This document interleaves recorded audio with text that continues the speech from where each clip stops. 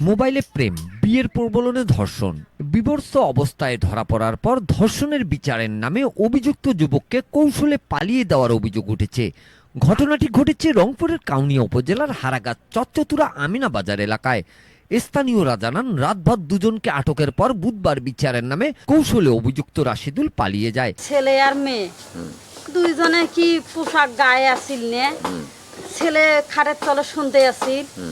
আমি তো আছে যে ছেলে মেয়ের বাবা যে ঘরের দরজায় খাড়া হয়ে আসিল, আমি দরজায় ঢেকে দিয়ে দরজায় শুনতে দেখি ঘরের মধ্যে ছেলে গেঞ্জিতে কিছু আসিল নে, ছেলে খাটের তলে নুকিয়েছে।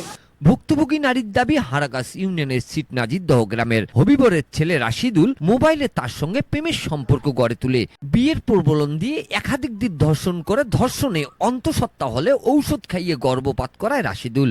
21 জুলাই মঙ্গলবার রাতে আমিনাবাজার এলাকায় একটি বাড়িতে বিয়ের প্রবলন দিয়ে তাকে ধর্ষণ করে রাশিদুল। টের পেয়ে স্বজন ও প্রতিবেশীরা দুজনকেই আটক করে। পরদিন বুধবার দুপুরে বিচারের নামে কৌশলে অভিযুক্তকে পালিয়ে যেতে সহায়তা করে প্রতিবেশী মহু সহ আরো কয়েকজন।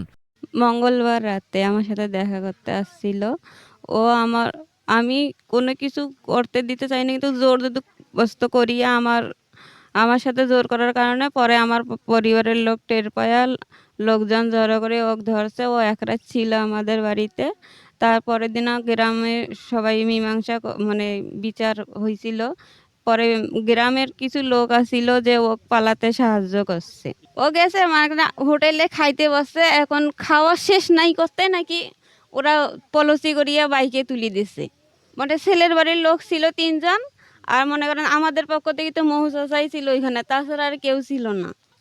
আমি চাই সবার মানে যে ছেলেটা পালাতে সাহায্য করছে তারও শাস্তি হোক, ছেলেটারও শাস্তি হোক। এদিকে এমন ঘটনা যেন আর কোনো নারীর সাথে না ঘটে, ঘটনার সাথে জড়িত অভিযুক্তের বিচার চান এলাকাবাসী। আমরা এরকম ঘটনা যেন মা বোনের উপর আর যেন না হয়, এটা ন্যাক্কারজনক ঘটনা।